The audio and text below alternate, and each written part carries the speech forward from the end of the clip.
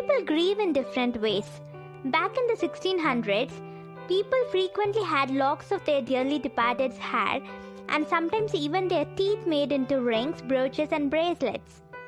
Ranging from body parts of animals or humans to miscarried fetuses, nothing was uncommon to be preserved even at home those days. So, Mary keeping her husband's heart wouldn't therefore have been considered quite as bizarre as it would today. Keep watching to know the story of a woman who carried her husband's heart for 30 years until her death.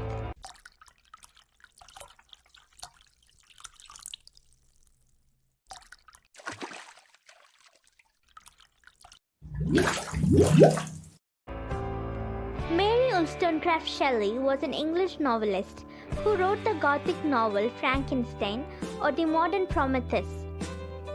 She also edited and promoted the works of her husband, the romantic poet and philosopher Percy Bysshe Shelley.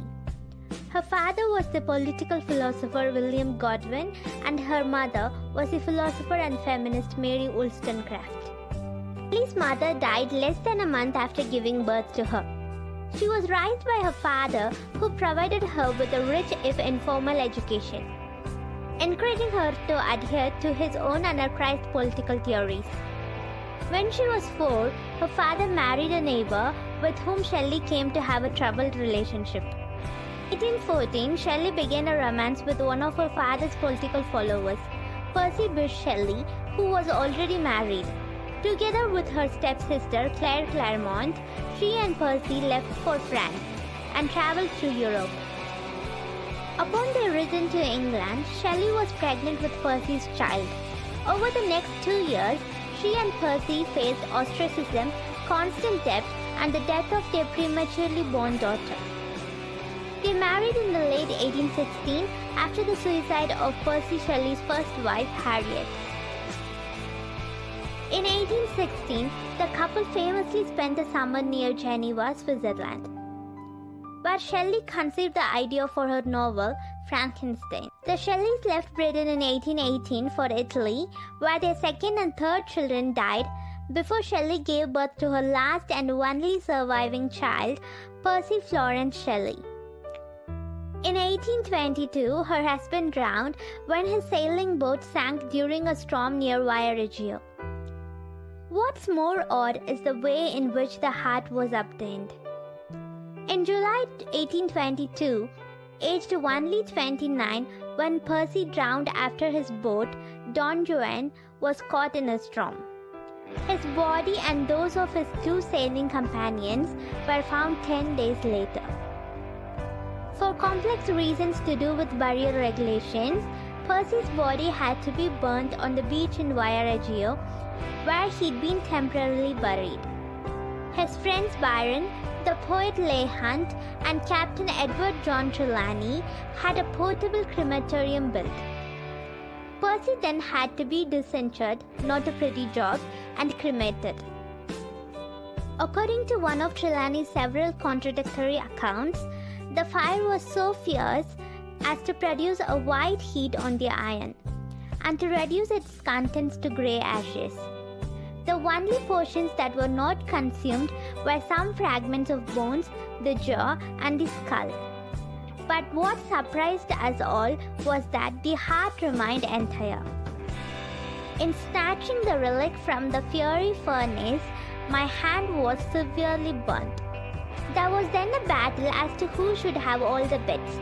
Trelawney gave the heart to Leigh Hunt after he supposedly begged for it.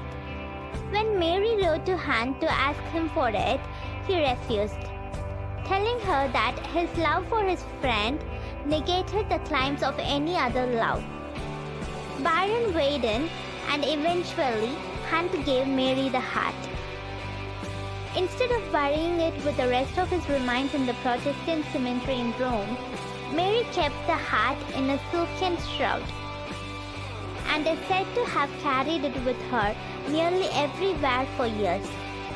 In 1852, a year after she died, Percy's heart was found in her desk. It was wrapped in the pages of one of his last poems, Adonais. Could it really have been his heart? How could it have survived the heat of the fire? Some argue that his heart had calcified due to earlier tuberculosis. An 1885 New York Times article theorized that it might in fact have been his liver. Shelley's liver was saturated with seawater and was on that account more than normally incombustible. The truth, Twitter Shelley says, is that it was probably just a bit of calcified something. Really, it could have been anything. But I suppose the important thing is that Mary thought it was his heart, and she kept it with her throughout her life. In 1852, a year after she died, Mary's son, Percy Florence Shelley, and his wife, Jane, opened Mary's box desk. Inside they found one of Shelley's last poems, Adonais, an elegy on the death of John Keats. When they unwrapped the paper, they found that it contained the remains of Percy's heart, or rather, what Mary thought was the remains of his heart. In 1889, Percy Florence himself died. When he was buried in the family vault at St. Peter's Church, Boscombe, the remains of Percy's heart were buried too. Not all of him is beneath ground, however. The British Library has some strands of Mary and Percy's hair. The library also has a thick red leather-bound volume containing Mary Shelley's letter to Maria Gisborne about Shelley's death. Inlaid in the back cover are the ashes that Trelawney collected, together with what are said to be fragments of Shelley's skull.